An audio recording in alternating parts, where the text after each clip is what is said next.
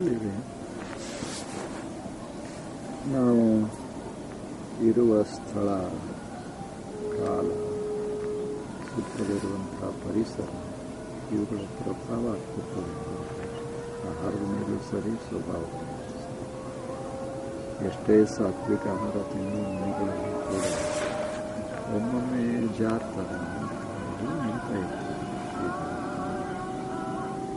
ಅದಕ್ಕೆ ಬರೀ ಆಹಾರದ ಮೇಲೆ ಎಲ್ಲ ಸುತ್ತಮುತ್ತ ಪರಿಸರ ಭಾಳ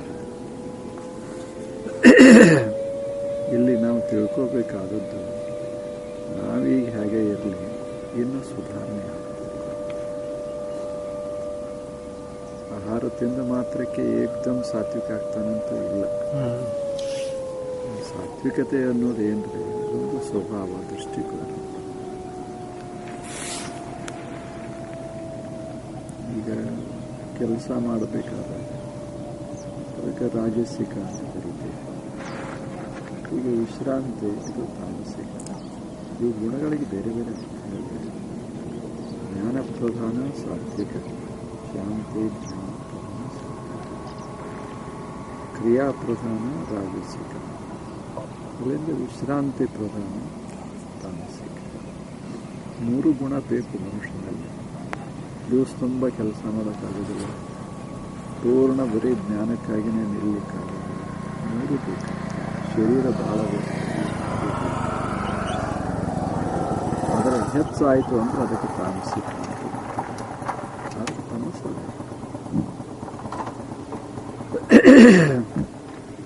ಉತ್ಸಾಹ ಬೇಕಾಗ್ತದೆ, ಅದಕ್ಕೆ ರಾಜಸಿಕ ಬೇಕು. ಒಂದಿಷ್ಟು ತಿಳುವಳಿಕೆ ಬೇಕು, ಅದಕ್ಕೆ ಸಾತ್ವಿಕ ಎಲ್ಲ ಬೇಕು. ಈ ಗುರುಗಳು ಒಮ್ಮೊಮ್ಮೆ ಹುಡುಗರ ಮ್ಯಾಗ ಸಿಟ್ಟಿಗೆ ಎದ್ದಿರ್ತಾರೆ, ಸ್ವಲ್ಪ ಬೇಕು. ತೀರಾ ಸಪ್ಪಗಾದ್ರೆ ಅದರಿಂದ ಶಿಕ್ಷಣ ನಡೆಯುವುದೇ ಇಲ್ಲ.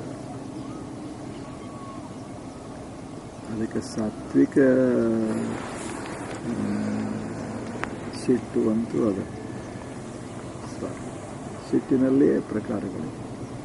ತಾಮಸಿಕ ಸಿಟ್ಟು ಅಂದ್ರೆ ತಿಳಿಯಲ್ಲ, ಏನೂ ತಿಳಿಯಂಗಿಲ್ಲ, ಬಿಡಂಗಿಲ್ಲ, ಸಿಟ್ಟಿಗೆ ಹೊಡೆದು ಹಾಳಾಗಿ ಹೋಗೋದು. ರಾಜಸಿಕ ಸಿಟ್ಟು ಅಂದ್ರೆ ಬರೀ ಬಡ್ದಾಡ್ಕೋತಿರೋದು. ಸಾತ್ವಿಕ ಸಿಟ್ಟು ಆಗಲ್ಲ, ಯೋಗ್ಯ ಕಾರಣಕ್ಕಾಗಿ ನಾವು ಸಿಟ್ಟಿಗೆ ಅದು ಸಾತ್ವಿಕ. ಅದರಿಂದ ಹಾನಿ ಆಗೋದು. ಈ ಮನ್ಯಾಗ ತಾಯಿ ಮಕ್ಕಳಿಗೆ ಬೈತಾಳಲ್ರಿ, ಅದು ಸಾತ್ವಿಕ ಬೇಕು. ನಿಸರ್ಗ ಏನು ಕೊಟ್ಟಿದೆ ಅವುಗಳನ್ನು ಸಂಪೂರ್ಣ ತೆಗೆದುಹಾಕಬೇಕು, ಅವುಗಳನ್ನು ಬಳಸಿ ಹೋಗಬೇಕು ಯೋಗ್ಯ ಕಾರಣ. ಸಾತ್ವಿಕ ಸೀಟ್ನಾಗ ನಮ್ಮ ಮೇಲೆ ನಮ್ಗೆ ಕಮಾಂಡ್ ಇರುತ್ತೆ.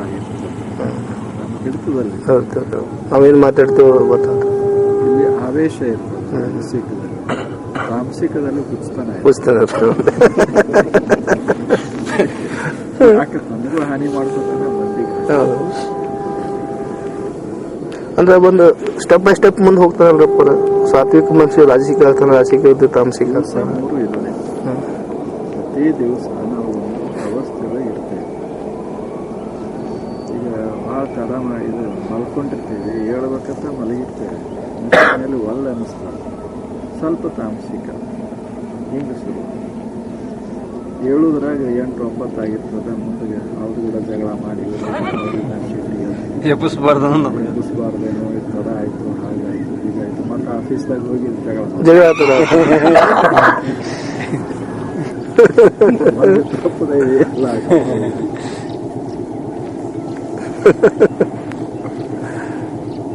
ಅದಕ್ಕೆ ಜೀವನ ನಿಯಂತ್ರಿತ. ಅದಕ್ಕಾಗಿ ಅವ್ರು ಹೇಳೋದು ತಿಳುವಳಿಕೆ ತೀರಾ ಇಷ್ಟು ಗೊತ್ತಾಗೋದಿಲ್ಲ. ಏನು ತಿನ್ನಬೇಕು, ಇದಕ್ಕೆ ತಿಳುವಳಿಕೆ ಅಂತ. ಅದಕ್ಕೇನು ದೊಡ್ಡ ಜ್ಞಾನಿ ಆಗಬೇಕಾಗಿಲ್ಲ, ಒಳ್ಳೆ ಮನುಷ್ಯನಾಗಬೇಕು ಮೊದಲನೇದ್ದು. ಆ ಬಳಿಕ ಅವ್ರು ಹೇಳ್ದಂಗೆ ಸಾಧಕ. ಎರಡನೇ ಹಂತ. ಮೂರನೇದ್ದು ತುರ್ಯಾವಸ್ಥೆ. ಅವು ಬೇರೆ. ತುರ್ಯಾವಸ್ಥೆ ಅಂದ್ರೆ ನಾವು ಅದು ಮತ್ತೆ ಅದು ನಮ್ಮ ಅಂದ್ರೆ ಜಗತ್ತಿನ ಒಂದು ಸಾಮಾನ್ಯ ದೃಷ್ಟಿಕೋನ. ಅದು ತುರ್ಯಾವಸ್ಥೆ ಬರೇ ಇದೆ ಅಲ್ಲ. ಅಂದ್ರೆ ಅದು ಮತ್ತೆ ಅದು ನಮ್ಮ ಕಂಟ್ರೋಲಾಗ ಇಲ್ಲದಂಗೆ ಇಲ್ರಪ್ಪ.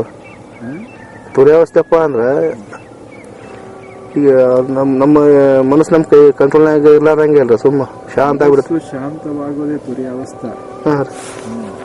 ಶಾಂತ ಆಗಿರ್ತದೆ, ಗದ್ದ ಮಾಡಿದಿಲ್ಲ ಏನು, ಅದಕ್ಕೆ ತುರಿಯ ಅಂತ. ಒಳಗೆ ಏನ ಕಲ್ಪನಾ ಹಾಕ್ತದಲ್ಲ ಅದು ರಾಶಿ. ಮುಂದೆ ಅವ್ರು ಏನ್ ಮಾತಾಡ್ಲಿ ಬಿಡ್ಲಿ, ಅದು ಹಾಡು ಹತ್ಲಿ ಬಿಡ್ಲಿ, ಏನು ಗಮನಕ್ಕೆ ಶಾಂತ ಒಂದು ಅವಸ್ಥೆ ಇರ್ತದೆ, ಸಮಾಧಾನ ವಸ್ತುಗಳು ಇದ್ರು ಏನು ಹಾನಿ ಏನೋ ಹಳಿದೇನೋ ಅದ್ರದ್ದು ಪರಿಣಾಮ. ಮುಂದೆ ಬೈದ್ರು ನಮ್ಗೇನು ಅನ್ಸೋದಿಲ್ಲ ಅವಾಗ. ಯಾಕೆ ಬೈದ್ರೆ ಬೈಯಲ್ರಿ, ಅವ್ನು ಬಾಯ ಅನ್ನೋದೊಂದು ಸಾಮಾನ್ಯ ಸಂಗತಿ. ಈಗ ಅಲ್ಲಿ ಒಂದು ಏನಾರ ಘಟನಾ ನಡೆದ್ರೆ ನಾವು ತಲೆ ಕೆಡಿಸ್ಕೊತೀವಿ, ಇಲ್ಲ ಅದಕ್ಕೆ ಬಹಳ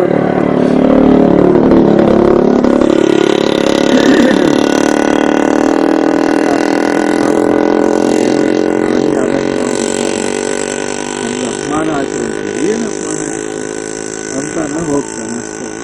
ಅಪಮಾನ ಏನಾಗ್ತದೆ, ಏನು 4 ಮಂದಿಗೆ ಗೊತ್ತಾದ್ರೆ ಅಪಮಾನ ಆದಂಗೆ. ಆದರೂ ಸಹಿತ ನಾವು ಅಪಮಾನ ತಿಳ್ಕೊಂಡು ಅದಕ್ಕೆ ದೊಡ್ಡ ಒಂದು ಸಮಸ್ಯೆ ಮಾಡಿಕೊಂಡು ಜಗಳ ಮಾಡ್ತೇವೆ. ಇದು ತುರಿಯ ಅಂದ್ರೆ ಒಂದು ವಿಶಾಲ ದೃಷ್ಟಿಕೋನ. ದುರ್ಯಾವಸ್ಥೆನೂ ಒಂದೇ ಮತ್ತು ಅದನ್ನು ಜೀವನನೂ ಒಂದೇ ಅಲ್ರಿ. ಅದು ತಿಳುವಳಿಕೆ ಅಲ್ಲ.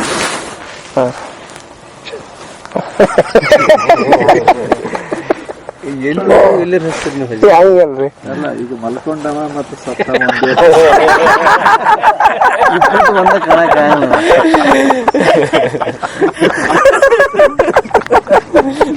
ಎರಡು ನೋಡಕ್ ಒಂದ ಕಾಣ್ತಾರೆ. ನೀವು ಹೇಳೋದಂಗೆ